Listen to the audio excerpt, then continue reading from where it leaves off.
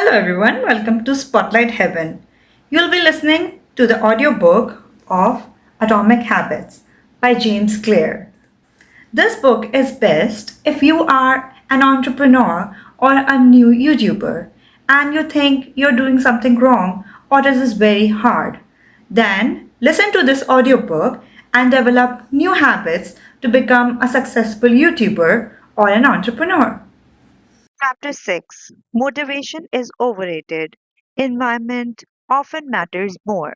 Anne Thorndike, a primary care physician at Massachusetts General Hospital in Boston, had a crazy idea.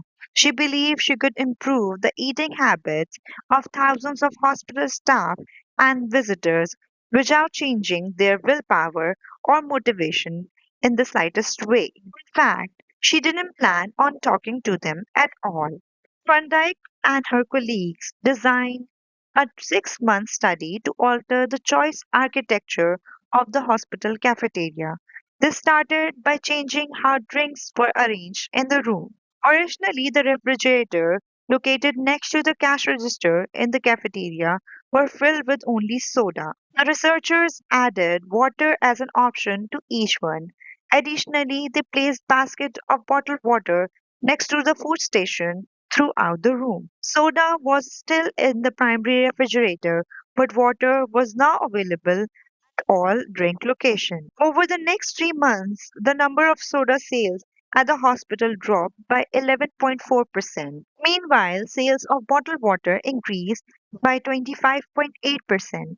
They made similar adjustments and saw similar results.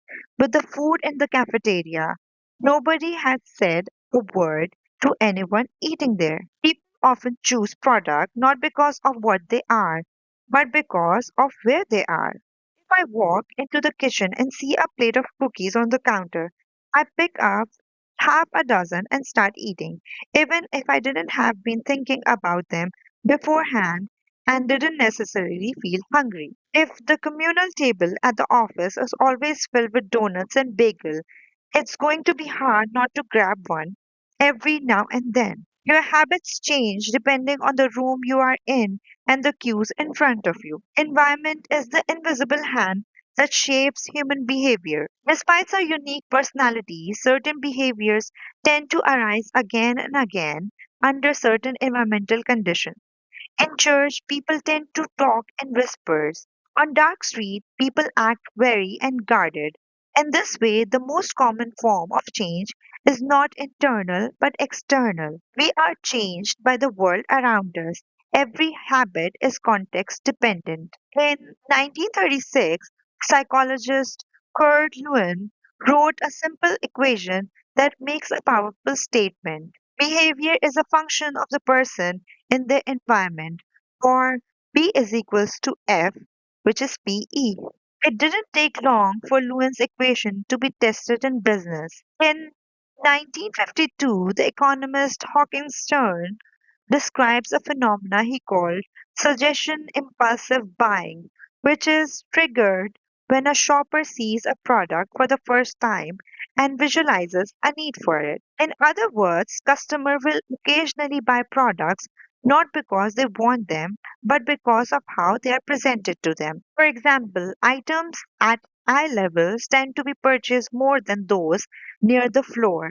For this reason, you'll find expensive brands names featured in an easy to reach locations on store shelves because they drive the most profit, while cheaper alternatives are tucked away in harder to reach spots. The same goes for end caps, which are the units at the side of an aisle. End caps are money making machines for retailers because they are obvious locations that encounter a lot of foot traffic. For example, 45% of Coca Cola sales comes specifically from end of the aisle racks. The more obviously available a product or service is, the more likely you are to try it. People like Bud Light because it is in every bar and visit Starbucks because it is on every corner. We like to think that we are in control. If we choose water over soda, we assume it is because we wanted to do so. The truth, however, is that many of the actions we take each day are shaped not by purposeful drive and choice, but by the most obvious option. Every living being has its own methods for sensing and understanding the world. Eagles have remarkable long distance vision. Snakes can smell by tasting the air with their highly sensitive tongues. Sharks can detect small amount of electricity and vibration in water because of nearby fish. Even bacteria have chemoreceptors, tiny sensory cells that allows them to detect toxic chemicals in their environment. In humans, perception is directed by the sensory nervous system. We perceive the world through sight, sound, smell, touch, and taste, but also have other ways of sensing stimuli. Some are conscious, but many are unconscious.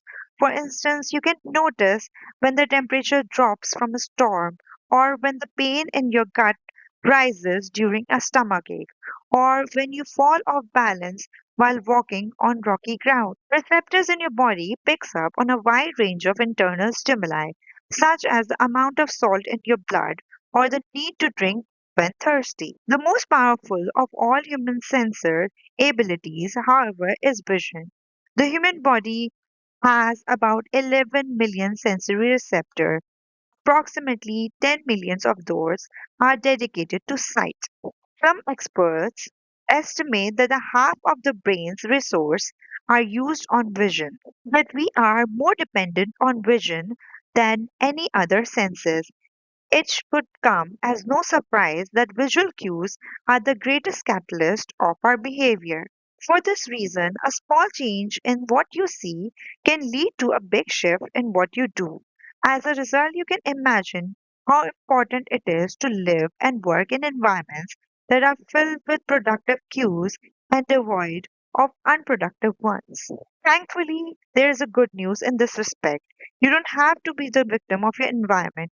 You can also be the architect of it. How to design your environment for success. During the energy crisis and oil embargo of 1970s, Dutch researchers began to place close attention to the country's energy usage. In one suburb near Amsterdam, they found that some homeowners use 30% less energy than their neighbors, despite the homes being of similar size and getting electricity from the same price. It turns out that the houses in their neighborhood were nearly identical except for one feature, the location of the electrical meter. Some had one in the basement, others had the electrical meters upstairs in the main hallway. As you may guess, the homes with the meters located in the main hallway use less electricity. When the energy use was obvious and easy to track, people change their behavior. Every habit is initiated by a cue, and we are more likely to notice cue that stands out. Unfortunately, the environments where we live and work often make it easy not to do certain actions because there is no obvious cue to trigger that behavior. It's easy not to practice the guitar when it's tucked away in the closet. It's easy not to read a book when the bookshelf is in the corner of the guest room. It's easy not to take your vitamins when they are out of sight in the pantry. When the cues that sparks the habit are subtle or hidden, they are easy to ignore. By comparison, creating obvious visual clues can draw your attention towards a desired habit. In the early 1990s, the clinic staff at Schiphol Airport in Amsterdam installed a small sticker that looked like a fly near the center of each urinal. Apparently, when men stepped up to the urinal, they aimed for what they thought was a bug. The stickers improved their aim and significantly reduced spillage around the urinal. Further analysis determined that the stickers cut bathroom cleaning costs by 8% per year. I have experienced the power of obvious cues in my own life. I used to buy apples from the store, put the crisper in the bottom of the refrigerator, and forget all about them. By the time I remembered, the apples would have gone bad. I never saw them, so I never ate them. Eventually, I took my own advice and redesigned my environment. I bought a large display bowl and placed it in the middle of the kitchen counter. The next time I bought apple, it was where they went, out in the open where I could see them. Almost like magic, I began eating a few apples each day simply because they were obvious rather than out of sight. Here are a few ways you can redesign your environment and make the cues for your preferred habit more obvious. If you want to remember to take your medication each night, put your pill bottle directly next to the faucet of the bathroom counter. If you want to practice guitar more frequently, place your guitar stand in the middle of the living room. If you want to remember to send more thank you notes, keep a stack of stationery on your desk. If you want to drink more water, fill up a few water bottles each morning and place them in the common location around the house. If you want to make a habit a big part of your life, make the cue a big part of your environment. The most persistent behavior usually have multiple cues. Consider how many different ways a smoker could be prompted to pull out a cigarette, driving in the car, seeing a friend smoke, feeling stressed at work, and so on. The same strategy can be employed for good habits by sprinkling triggers throughout your surrounding. You increase the odds that you'll think about your habit throughout the day. Make sure the best ones are the most obvious ones. Making a better decision is easy. Environment design is powerful not only because it influences how we engage with the world, but also because we really do it. Most people live in a world others have created for them, but you can alter the space when you live and work to increase your exposure to positive cues and reduce your exposure to negative ones. Environment designs allow you to take back control and become the architect of your life. Be the designer of your world, but not merely consumer of it. Context is the cue. Cue that triggers a habit can start out very specific, but over time your habits becomes associated not with a single trigger, but with the entire context surrounding the behavior. For example, many people drink more in social situations than they would ever drink alone. The trigger is rarely a single cue, but rather than the whole situation. Watching your friends order drinks, hearing the music at the bar, seeing the beers on the tap. We mentally assign our habits to the location in which they occur, the home, the office, the gym. Each location develops a connection to certain habits and routines. You establish a particular relationship with the objects on your desk, items on your kitchen counter, the things in your bedroom. Our behavior is not defined by the objects and the environment, but our relationship to them. In fact, this is a useful way to think about the influence of the environment on your behavior. Stop thinking about your environment as filled with objects. Start thinking it as it filled with relationships. Think in terms of how you interact with the space around you. For one person, the couch is a place where you relax for an hour each night. For someone else, the couch is where you watch television and eat a bowl of ice cream after work. Different people can have different memories and thus different habits associated with the same place. The good news, you can train yourself to link to a particular habit with a particular context. In one study, scientists instructed insomniacs to get into bed only when they are tired. If they couldn't fall asleep, they were told to sit in a different room until they become sleepy. Over time, subjects becomes to associated the context of the bed with the action of sleeping, and it becomes easier to quickly fall asleep when they climb into the bed. The brain learns that sleeping, not browsing on the phone, not watching television, not staring at the clock, was the only action that happened in that room. The power of context also reveals an important strategy. Habits can be easier to change in a new environment. Helps to escape the subtle triggers and cues that nudge you towards your current habits. Go to a new place, a different coffee shop, a bench in the park, corner of your room you seldom use, and create a new routine there. It is easier to associate a new habit with a new context than to build a new habit in the face of competing cues. It can be difficult to go to bed early if you watch television in your bedroom each night. Can be hard to study in the living room without getting distracted if that's where you always play video games. But when you step outside your normal environment, you leave your behavioral bias behind. You aren't battling old environmental cues, which allows new habits to form without interruption. Want to think more creatively? Move to a bigger room, a rooftop patio, or a building with expansive architecture. Take a break from the space where you do your daily work, which is also linked to your current thought patterns. Trying to eat healthier, it is likely that you shop an autopilot at your regular supermarket. Try a new grocery store. You may find it easier to avoid unhealthy foods when your brain doesn't automatically know where it is located in the store. When you can't manage to get an entirely new environment, redefine or rearrange your current one. Create a separate space for work, study, exercise, entertainment, and cooking.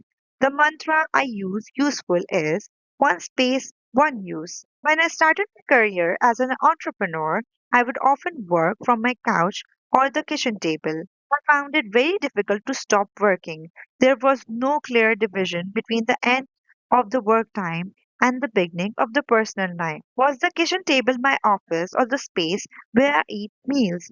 Was the couch where I relaxed or where I sent emails? Everything happened in the same place. Few years later, I could finally afford to move home with a separate room for my office. Suddenly, work was something that happened in there, and personal life was something that happened out there. It was easier for me to turn off the professional side of my brain when there was a clear dividing line between work life and home life. Each room had a primary use. The kitchen was for cooking, the office was for working. Whenever possible, avoid mixing the context of one habit with another. When you start mixing context, you will start mixing habit, and the easier one with usually wins out. This is one reason why the versatility of modern technology is both a strength and a weakness. You can use your phone for all sort of tasks, which makes it a powerful device. But you can use your phone to do nearly anything. It becomes hard to associate it with one task. You want to be productive, but you're also conditioned to browse social media, check emails, and play video games whenever you open your phone. It is a mishmash of cues. You may be thinking, you don't understand. I live in New York City. My apartment is the size of a smartphone. I need each room to play multiple roles. Fair enough. If a space is limited, divide your room into activity zone.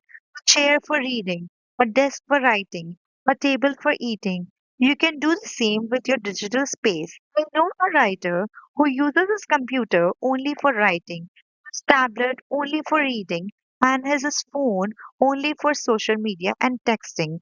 Every habit should have a home. If you manage to stick with this strategy, each context will become associated with a particular habit and mode of thought. Habits thrive under predictable circumstances like these. Focus comes automatically when you are sitting at your work desk.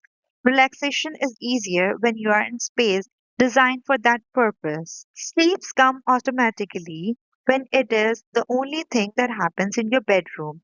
If you want behavior that are stable and predictable, you need an environment that is stable and predictable. A stable environment where everything has a place and a purpose is an environment where habits can easily form. Chapter summary.